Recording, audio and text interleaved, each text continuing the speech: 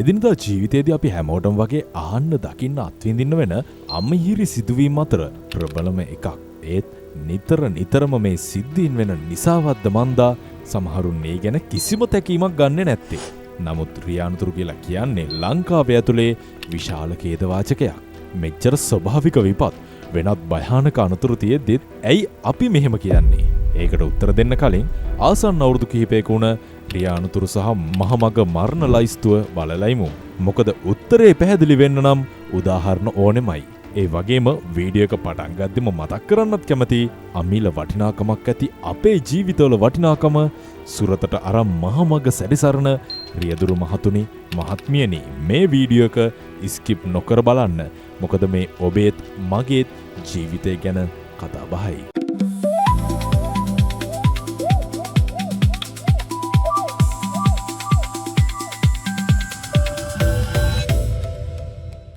හරි එහෙනම් අපි මුලින්ම බලමු 2020 වසර.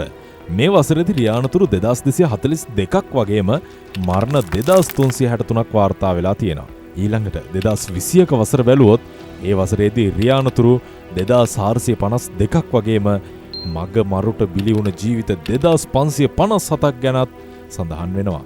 ඊට පස්සේ 2022 වසර බැලුවොත් පොලිස් මාධ්‍ය කොට්ටාශ නිකුත් කරන තොරතුරු වලට අනුව මාරක රියානතුරු 2420කින් ජීවිත 2540ක් අහිමි වෙලා තියෙනවා. ඒ වගේම 2023 වසරේදී රියානතුරු 2331කින් ජීවිතහානි 2341ක් වාර්තා වෙලා තියෙනවා. 2024 බැලුවොත් ඒ වසරේ 2521 දෙනෙකුගේ ජීවිත අහිමි කරමින් රියානතුරු 2403ක් සිදු වෙලා තියෙනවා.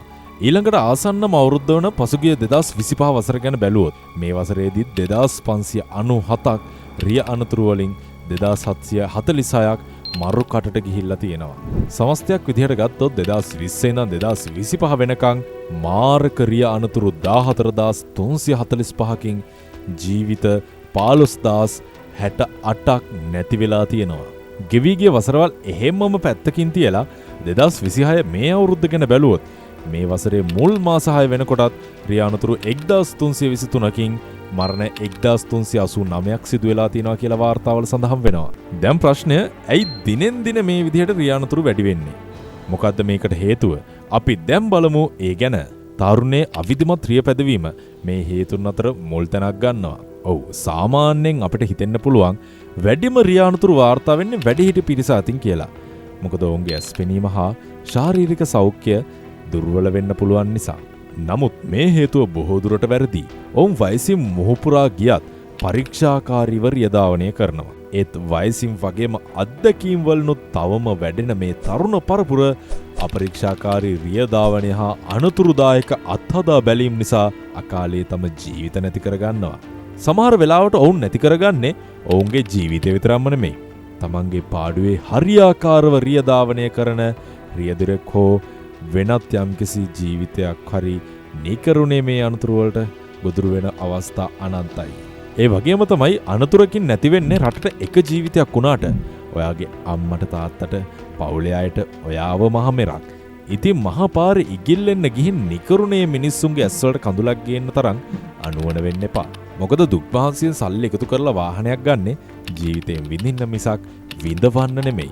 අන්න ඒක හොඳට ඔළුවේ තියන් පාරේ යන්න ඔයා. ඔයා යන්නේ පාර මිසක් අහසේ නෙමෙයි කියන එකත් හොඳට මතක තියාගන්න ඕනේ.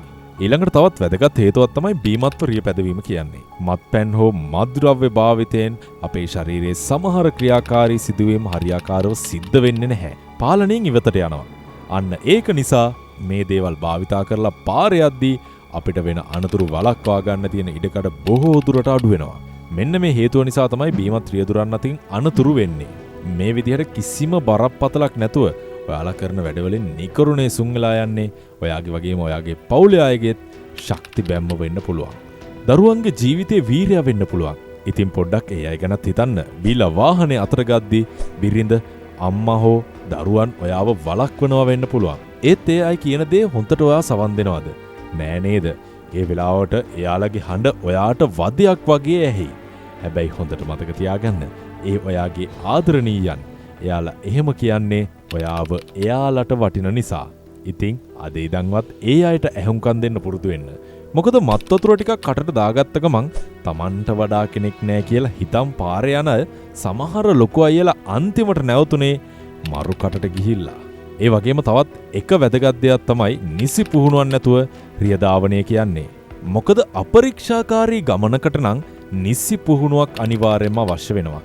නිසි පුහුණුවක් නෑ කියන්නේ ඒ අයට මාර්ග නීති ගැනවත් හරියමං අවබෝධයක් නෑ කියන එකනේ. ඉතින් කොහොමද පාරේ හරියට යන්නේ? වාහනයක් තිබ්බ පළියට එකපාරම පාරේ යන්න බෑ.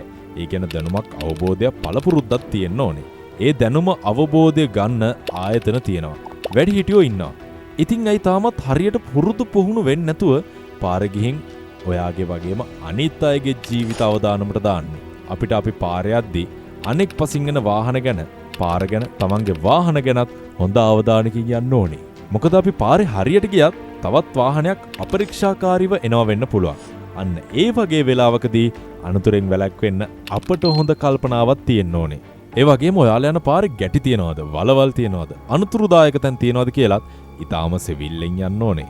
මොකද මේ දේවල් නිසාත් අපිට අනතුරු වෙනවා. තවත් ප්‍රධානම දෙයක් තමයි ඔයා පදවන වාහනේ. සමහර වෙලාවලදී අපි හිතන්නවත් නැති විදිහට අපේ වාහන අඩපණ වෙනවා. රෝදවල හුලං යනවා. සමහර වෙලාවට වාහනේ කොටස් ගැලවෙනවා. ඉතින් මේ දේවල් වලදී ඒ තත්ත්වයන් පාලනය කරගන්න තරම් හැකියාවක් අපිට නැති වුණොත් ඒ වෙලාවෙදිත් අපිට බොහෝ දුරට අනතුරකට මුහුණ දෙන්න වෙනවා. ඒ වගේම අමතක කරන්න බැරි තවත් එක වැදගත් හේතුවක් තමයි මාර්ග සංඥා, මාර්ග නීති කඩකිරීම කියලා කියන්නේ.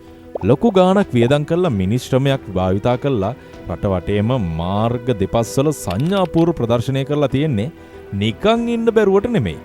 වාලා අපි හැමෝගෙම යහපත වෙනුවෙන්. ඉතින් මේ මාර්ග සංඥාවලට අවනත වෙන එක රියදුරු සහ පදික දෙපාර්ශවයම යුතුයකමක්. මොකද මාර්ග නීති කඩකිරීම නිසාත් මාර්ග සංඥාවලට අවනත නොවීම නිසාත් සිදුවන මාර්ග අනතුරු මේ වෙනකම්ම නොඅඩුව වාර්තා වෙනවා. ඉතින් නීති කඩ කරලා මහමගට දීපු දන්නේ මොකටද? මේ තරම්ම පැහැදිලිව අපි ඔයාලට මේ විස්තර කියන්නේ ඔයාගේ ජීවිතය ඔයාට වගේම අපේ රටටත් අනිවාර්යයෙන්ම වැදගත් නිසා. ජීවිතයක වටිනාකම තේරුම් අරන් නිවැරදිව රියදාවණය කරන්න දෙවරක් හිතන්න එපා. ඔයා දක්ෂ රියදුරෙක් නම් කවදාවත් අපරීක්ෂාකාරීව ගමන් කරන්නේ නැහැ. ඒක නිසා සෑම විටම ගුණගරුක සහ දක්ෂ රියදුරෙක් ඔබ තුලින් නිරූපණය කරන්න. මොකද අරයට මෙයාට බැන්න කියලා මේ අනතුරු නැති වෙන්නේ නැහැ. අපි ආරක්ෂාකාරී වෙන තරමට අපේත් අනිත් අයගේ ජීවිත සුරක්ෂිතව තියෙයි. ඉතින් අද මේ අපේ වීඩියෝ එක බලපු ඔයාලා හැමෝගෙම අදහස් අපිට නොපැකිලිව කියන්න ඕනේ. ඒ වගේම මේ විස්තර වගේ හිතවතුන්ටත් බලන්න අනිවාර්යයෙන්ම ෂෙයා කරන්න ඕනේ. අමතක නොකර අපේ channel එකත් subscribe කරන්න ඕනේ.